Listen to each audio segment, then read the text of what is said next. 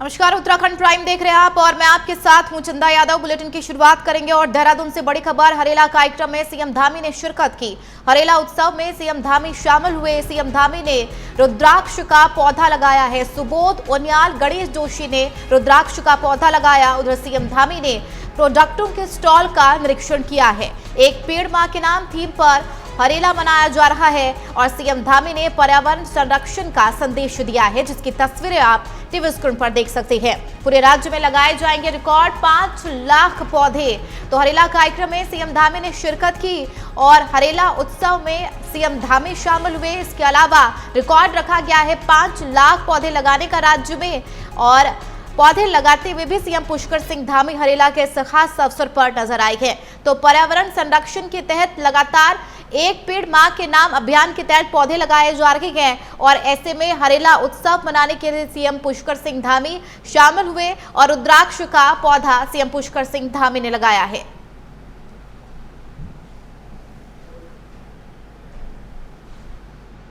शुभ दिन है और हमारा प्रकृति पूजन पर्यावरण संरक्षण के प्रति हमारे पूर्वजों के द्वारा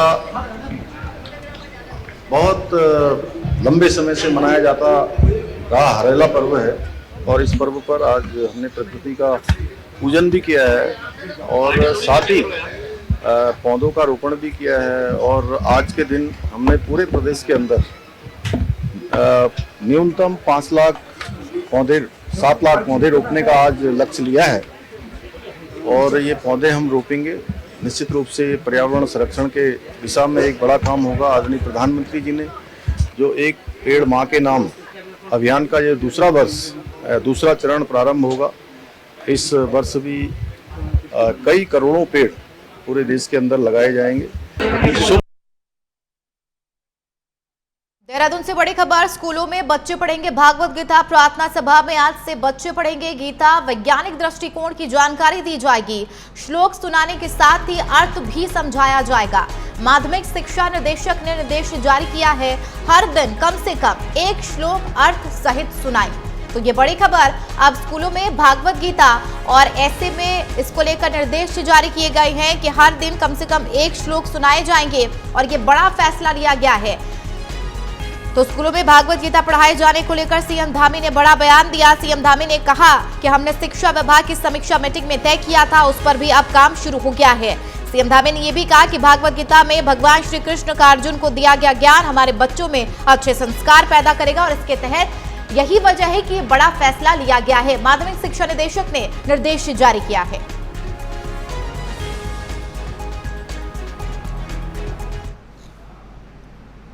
खबर देहरादून से, जहां सीएम धामी की पहल पर अब उत्तराखंड के स्कूलों में सुबह प्रार्थना के साथ श्रीमद् भागवत गीता के श्लोक सिखाए जाएंगे, जिसके लेकर आदेश भी जारी कर दिए गए हैं। दूसरी तरफ आदेशों की मदरसा बोर्ड के अध्यक्ष मुफ्ती शमून काजमी ने प्रशंसा की है। उन्होंने कहा है कि सीएम के नेतृत्व में उत्तराखंड लगातार आगे बढ़ रहा है। इसके अलावा उन्होंने कहा कि मदरसों में संस्कृत और इंट्रोड्यूस कराने के लिए, पढ़ाने के लिए संस्कृत विभाग में MOU कराने का जो निर्णय लिया है वो इसी उद्देश्य से लिया है। साथ ही कहा कि इस निर्णय से सांप्रदायिक सौहार्द भी मजबूत होगा और प्रदेश आगे बढ़ेगा।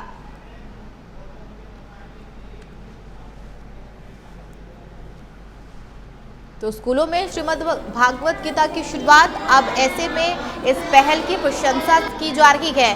मुफ्ती शमून काजमी ने प्रशंसा की है और ये कहा कि प्रदेश की भलाई के लिए जिस तरीके से बड़े और महत्वपूर्ण फैसले लिए जा रहे हैं वो सराहनीय है।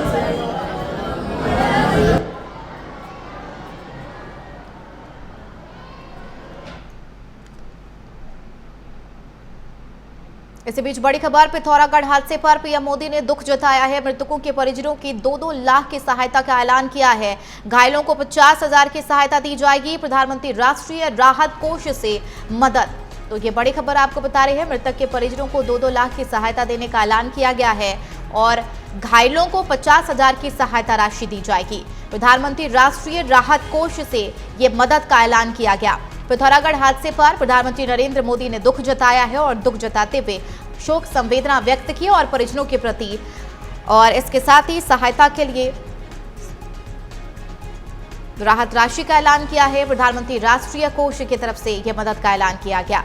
तो सबसे पहले हादसे पर प्रधानमंत्री नरेंद्र मोदी ने दुख जताया और मृतक के परिजनों को 2-2 लाख की सहायता का ऐलान किया है। उधर घायलों को 50,000 की सहायता दी जाएगी।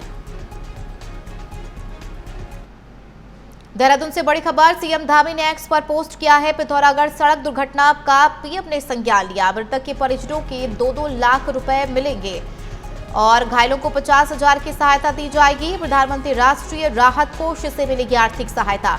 सरकार मृतक के परिजनों के साथ मजबूती से खड़ी। तो ये बड़ी खबर आपको बता रहे हैं। पिथौरागढ़ हादसे को लेकर प्रधानमंत्री नरेंद्र मोदी ने संज्ञान लिया है और खुद सीएम ने इसको लेकर जानकारी साझा की है कि मृतक के परिजनों के प्रति शोक संवेदना व्यक्त की, साथ ही सहायता राशि का भी ऐलान किया है। और ये जानकारी सीएम पुष्कर सिंह धामी ने एक्स पर पोस्ट कर दी कि पिथौरागढ़ सड़क दुर्घटना का पीएम ने संज्ञान लिया और मृतक के परिजनों को 2-2 लाख रुपए दिए जाएंगे, घायलों को 50,000 दिए जाएंगे। साथ ही सीएम धामी ने कहा कि सरकार मृतक के परिजनों के साथ मजबूती के साथ खड़ी है। तो ये बड़ी और महत्वपूर्ण खबर आपको बता रहे हैं। पिथौरागढ़ सड़क दुर्घटना हादसा और इस पर अब खुद प्रधानमंत्री नरेंद्र मोदी ने संज्ञान लिया और संज्ञान लेते हुए मृतक के परिजनों के प्रति शोक संवेदना व्यक्त की और ये भी कहा कि मजबूती के साथ खड़ी है। और ये तमाम जानकारी खुद सीएम पुष्कर सिंह धामी ने एक्स पर पोस्ट के जरिए दी है।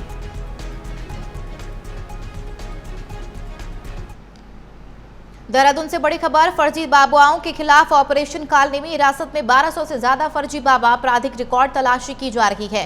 खबर देहरादून से, जहां साधु संतों के भेष में घूम रहे पाखंडी बाबाओं पर नकेल कसने के लिए प्रदेश में ऑपरेशन कालनेमी शुरू किया गया, जिसको लेकर IG law and order Nilesh Anand Bhatte ने कहा कि उत्तराखंड देवभूमि है और आस्था का बड़ा केंद्र है। तो ऐसे में कई बार देखने को मिलता है कि साधु आते हैं और लोगों को झांसे में फंसाते हैं, जिसके चलते सीएम के निर्देश पर ऑपरेशन कालनेमी चलाया जा रहा।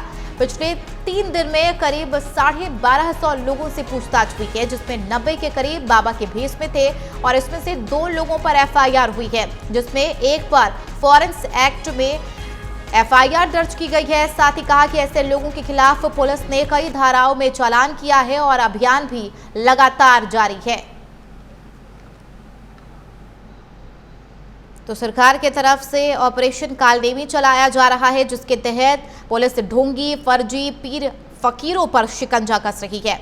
वहीं इस अभियान में बताया जा रहा है कि कई बाबाओं को चिन्हित किया है, ढोंगी बाबाओं को, जो लोगों को गुमराह करते थे धर्म के नाम पर, और कई पर एफआईआर भी दर्ज की गई है। अब तक 1200 से ज्यादा फर्जी बाबाओं को चिन्हित किया गया है और उन पर कार्रवाई की जा रही है। ये शासन स्तर पे है। अभी जो है इस पे तमाम जहाँ ये ऐसे मामले दर्ज हुए हैं उसकी हमने पूरी सीआईडी इसकी विवेचना कर रही है, जांच कर रही है। अभी फिलहाल तो वो सारे जांच अधीन है। वो ये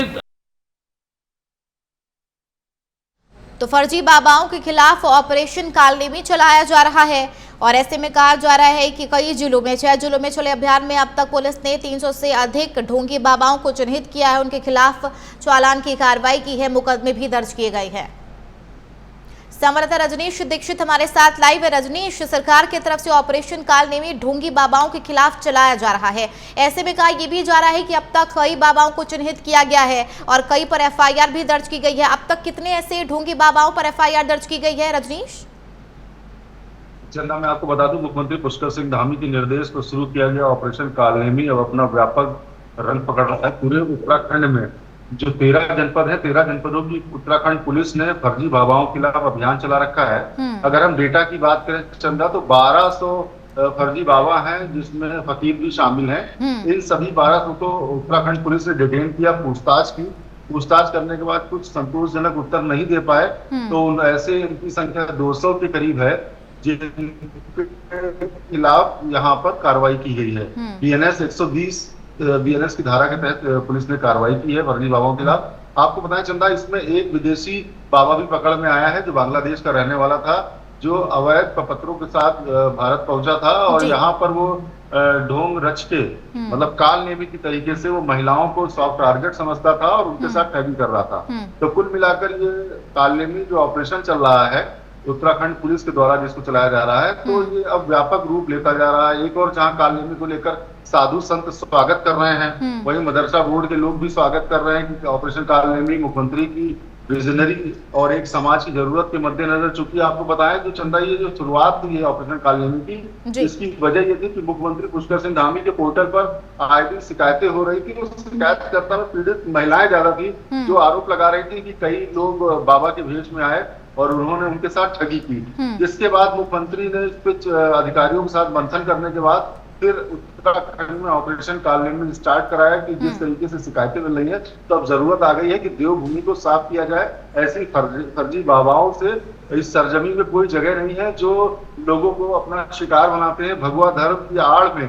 जो कालनेमी है समाज के, जो आम लोगों को ठगने का काम कर रहे हैं, तो उनके खिलाफ कार्रवाई होनी चाहिए। इसके मद्देनजर व्यापक स्तर पर कार्रवाई चल रही है। अभी आपको बताया चलता कांवड़ यात्रा भी चल रही है, क्योंकि कांवड़ यात्रा में काफी सेंसिटिव और ऐसे में काफी कालनेमी पहुंच जाते हैं, जो भेष बदल कर कई बार उपद्रव करते हैं, कई बार ठगी करते हैं। तो इन कालनेमी को भी चयन करने का पुलिस क्या बिल्कुल ठीक है रजनीश, ऐसे में देखिए अब तक कहा जा रहा है कि तकरीबन 3 दिन में ही 1200 से ज्यादा बाबाओं को चिन्हित किया गया है जो ढोंगी हैं, ऐसे लोगों को गुमराह करते थे।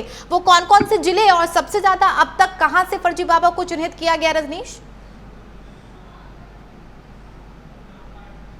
मैं आपको बताऊं, पूरे उत्तराखंड में सबसे ज्यादा अगर फर्जी बाबा चिन्हित हुए हैं तो उधम सिंह नगर जनपद से हुए हैं, उसके बाद देहरादून है, फिर हरिद्वार है। तो ये 3 जनपद हैं जो काफी ज्यादा जहां पर कालनेमी पकड़े गए हैं, जो ठगी कर रहे थे और लोगों को शिकार बना रहे हैं। रजनीश, ऐसे में और किस तरीके से आगे की तैयारी है सरकार के तरफ से, और किस तरीके से टीमों का गठन किया गया है, और जिन बाबाओं को चिन्हित किया गया है जो फर्जी हैं, लोगों को गुमराह करते थे, पीर बाबाओं को भी चिन्हित किया गया है, वो किस तरीके से कृत्य करते थे और लोगों को गुमराह करते थे, कब से इस तरीके का क्या पूरी जानकारी सामने आई है जिन पर FIR दर्ज की गई है रजनीश?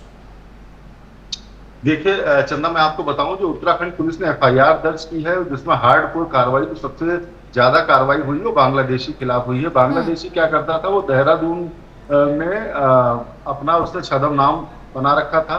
महिलाओं को वो आगे का मतलब उनको आर्थिक झांसा देता था कि आप ये पूजा करा लीजिए, मैं मंत्र मार दूंगा, मैं चावल छिड़क दूंगा, उससे ये हो जाएगा।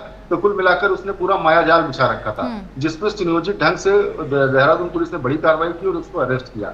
और जब पता चला कि वो गलत ढंग से बांग्लादेश का रहने वाला है और अपना धर्म भी उसका दूसरा है और छदम नाम से यहाँ पर ठगी कर रहा है, तो उसके खिलाफ कड़ी कार्रवाई की गई। इसके अलावा DGP दीपम सेठ से प्राइम मिनिस्टर की आज बात हो रही थी, तो उन्होंने बताया कि जो उत्तराखंड में जो अभियान है ऑपरेशन कालनेमी, ये लगातार जारी रहेगा।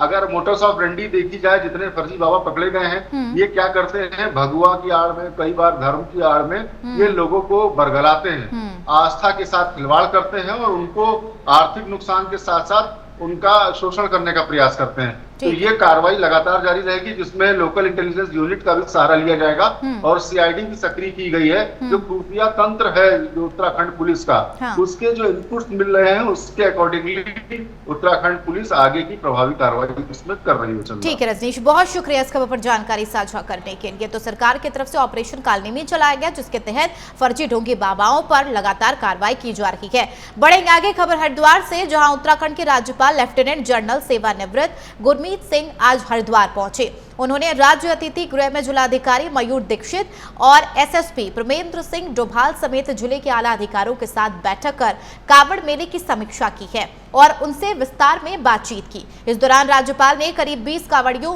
से भेंट की है और यात्रा की कुशलता की शुभकामनाएं दी, जिसको लेकर कावड़ियों ने कहा कि यहां आकर बहुत अच्छा लगा और राज्यपाल ने हमारा सम्मान मार्गदर्शन किया है।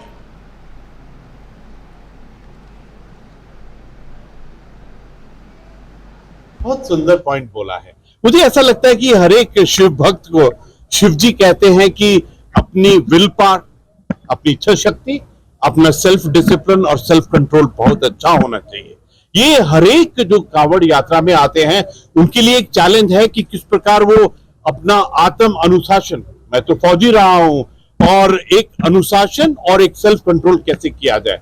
ये आपने बहुत अच्छी बात कही है कि कभी कभी ऐसा होता है कि जब थकावट होती है तो इस प्रकार की भावनाएं आती हैं, लेकिन हर एक ग्रुप के अंदर में कोई ना कोई लीडर बनता है, कोई ना कोई प्रभु का इंसान बनता है, कोई आसपास में पुलिस वाला, कोई समाज सेविक पक्का होगा जो ऐसे सिचुएशन को कंट्रोल करता है।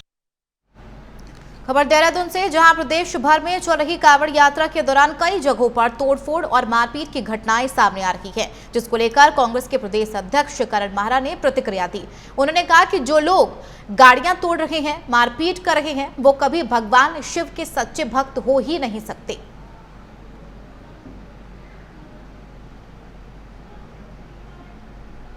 तो कांवड़ यात्रा के दौरान मारपीट का मामला, और ऐसे में करण माहरा ने बयान दिया है और सीधे तौर पर कहा है कि जिस तरीके से सावन का पावन माह चल रहा है, ऐसे में जो लोग मारपीट कर रहे हैं, गाड़ी तोड़ रहे हैं, वो कभी भी शिव के भक्त हो ही नहीं सकते।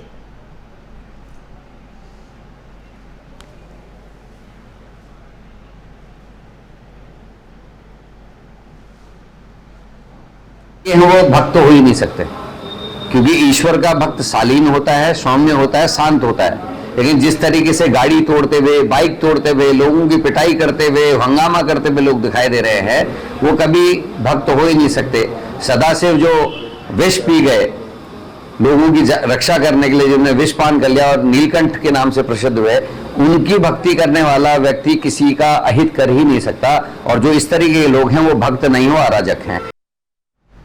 चलिए खबरों में बढ़ेंगे आगे। उत्तराखंड त्रिस्तरीय पंचायत चुनाव का बिगुल बज चुका है। 24 जुलाई को प्रथम चरण के चुनाव को लेकर अब सभी प्रत्याशी, ग्राम प्रधान, क्षेत्र पंचायत सदस्यों और जिला पंचायत सदस्यों ने चुनावी प्रचार में अपना दमखम लगा दिया है।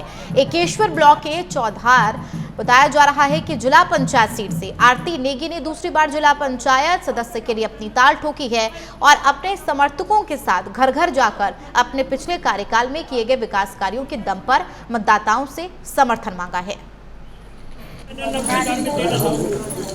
तो पूरी कोशिश करूँ कि सब अपने क्षेत्र की जो भी हमारे क्षेत्र में समस्या है, मैं आपका धन्यवाद करना चाहूँगी कि हम अपने प्रचार में आज अपने क्षेत्र में भ्रमण कर रहे हैं और आप हमारा सहयोग दे रहे हैं। आपका बहुत बहुत धन्यवाद। हाँ जी, जो भी मूलभूत समस्याएं थी हमारे क्षेत्र में, हमने उन पे खरा उतरने का पूरी कोशिश की, परंतु कहीं कुछ काम छूट भी गए हैं। तो हम आगे जनता को मैं आश्वस्त करना चाहती हूँ कि जो काम छूट गए, जो मूलभूत समस्याएं हैं क्षेत्र की, उनको मैं आगे सदन में ले जाऊँगी और उनको मैं आवाज़ भी उठाऊँगी अपनी जनता की। जो भी गाँव में हम जा रहे हैं तो निकल के सामने आ रही समस्याएँ, अभी भी ऐसा नहीं है कि समस्याएँ ना हो, तो उन पर मैं काम करूँगी। और आपके चैनल के माध्यम से मैं सभी को, पूरे चेदार क्षेत्र की समस्त जनता को मैं आश्वस्त करना चाहती हूँ कि जितना भी हमसे हो सकेगा हम पूरे क्षेत्र के लिए आगे भी आवाज़ उठाती रहूँगी मैं सदन के माध्यम से।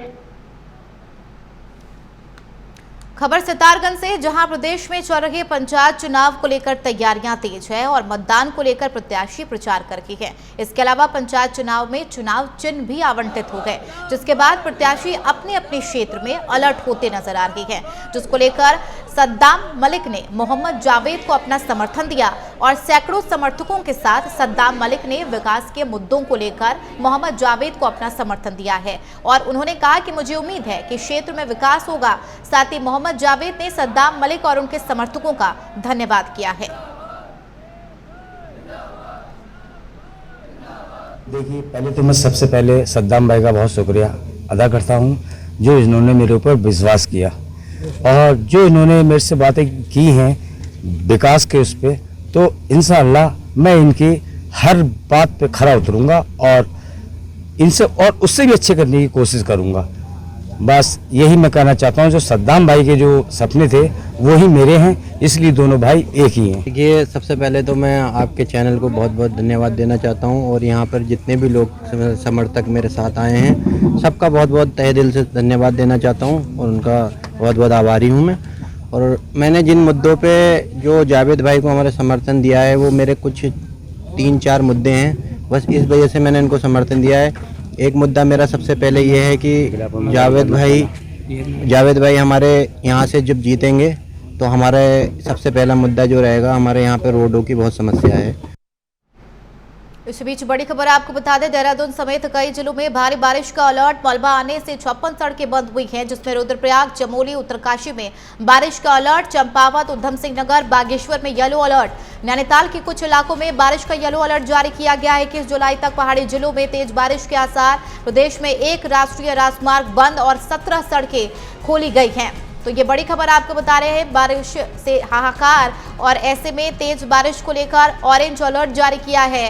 और कई सड़कें मलबा आने के से बंद हैं। देहरादून समेत कई जिलों में भारी बारिश का अलर्ट जारी किया गया और तस्वीरें आप देखिए, सड़कें किस तरीके से जलमग्न हैं, गाड़ियां रेंग रेंग कर चल रही है, कई वजह से हादसे का भी शिकार होती है। तो संवाददाता मदन सिंह हमारे साथ लाइव है। मदन, लगातार बारिश का कहर देखने को मिल रहा है और कई जगहों पर ऑरेंज अलर्ट जारी किया गया है। फिलहाल वहां पर किस तरीके के हालात, मौसम को लेकर क्या कुछ अपडेट है मदन? बरसात हो रही है और मौसम विभाग ने जानकारी दी थी अभी 19 तारीख तक मौसम सामान्य रहेगा और बरसात होगी, लेकिन ऐसा होता हुआ दिखा नहीं। और अगली दिन देखा अपडेट जब आया तो आज के लिए फिर से जो है ऑरेंज अलर्ट जारी हुआ है और कई जगहों के लिए येलो अलर्ट भी जारी हुआ है। खासतौर पर नैनीताल जिले में जो है तेज बरसात है, उसके साथ ही एकदम से लेकर चंपावत के बाद ये तमाम ऐसे जिले जहाँ पर अधिक बरसात हो सकती है, वही देहरादून है और उत्तरकाशी है, ये जिले यहाँ पर येलो अलर्ट जारी किया गया है। तो कुल मिलाकर ये कहा जा सकता है कि अभी जो है किस तरह से कोई राहत बरसात से मिलने वाली नहीं है, निरंतर बरसात हो रही है और जैसे कि देखा जा रहा है कि बरसात से तमाम जगह जो है बड़े नुकसान हो रहे हैं। लैंडस्लाइड की घटनाएं निरंतर सामने आ रही है, खासतौर पर जो ठीक है मदन, बहुत शुक्रिया इस खबर पर जानकारी साझा करने के लिए। बढ़ेंगे आगे, खबर विकासनगर से है, जहां सारना नदी में 3 बच्चों को डूबने की सूचना पर पुलिस मौके पर पहुंची और एसडीआरएफ एनडीआरएफ की टीम ने तीनों बच्चों को सकुशल बाहर निकाला। जानकारी के मुताबिक पानी का तेज बहाव आने पर नदी में फंस गए थे, जिन्हें सकुशल बाहर निकाल लिया गया है।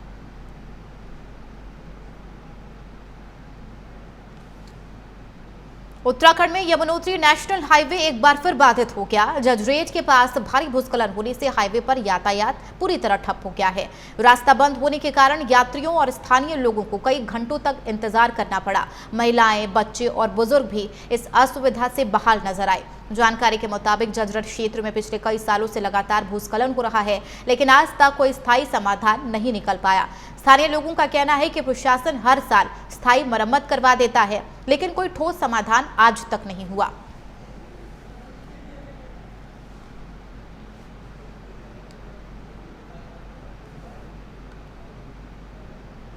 विकासनगर के कट्टापत्थर क्षेत्र में हुई मूसलाधार बारिश के बाद नरू नदी ने रौद्र रूप धारण कर लिया है। देखते ही देखते जलस्तर इतना बढ़ा कि नदी नाले उफान पर हैं। इसी दौरान एक कार चालक ने लापरवाही में तेज बहाव को नजरअंदाज कर दिया और नदी को पार करने की कोशिश की। कार जैसे ही नदी में घुसा, पानी के तेज बहाव में बहने लगी। कुछ ही सेकंड में कार पानी में तैरती हुई आगे बढ़ गई, लेकिन किस्मत अच्छी थी कि कुछ ही दूरी पर जाकर एक किनारे पर अटक गई। अगर कार कुछ और आगे बह जाती तो कोई बड़ा हादसा हो सकता था।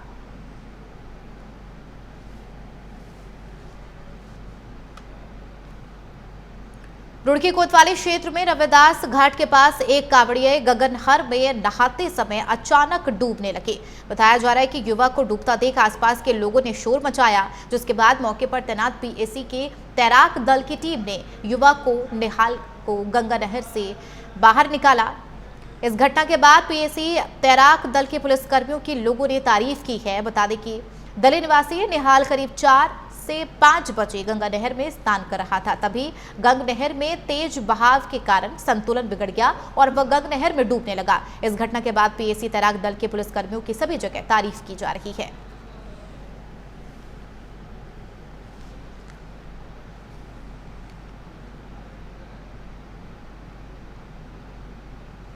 रुड़की कोतवाली क्षेत्र में रविदास घाट के पास एक कांवड़िया गंग नहर में नहाते समय अचानक डूबने लगा। युवक को डूबता देख आसपास के लोगों ने शोर मचाया, जिसके बाद मौके पर तैनात पीएसी के तैराक दल की टीम ने युवक निहाल को गंग नहर से रेस्क्यू किया। इस घटना के बाद पीएसी तैराक दल के पुलिसकर्मियों की लोगों ने तारीफ की है।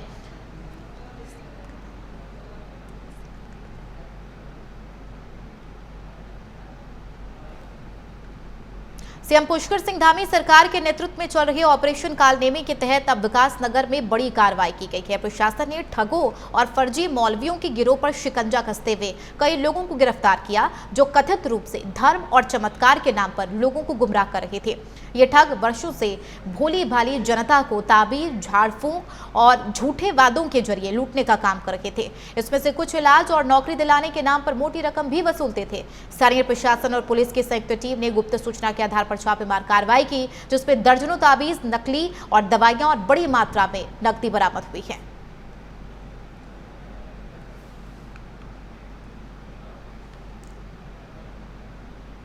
चलिए बुलेटिन में फिलहाल मेरे साथ इतना ही। आप देखते रहिए प्राइम न्यूज। नमस्कार।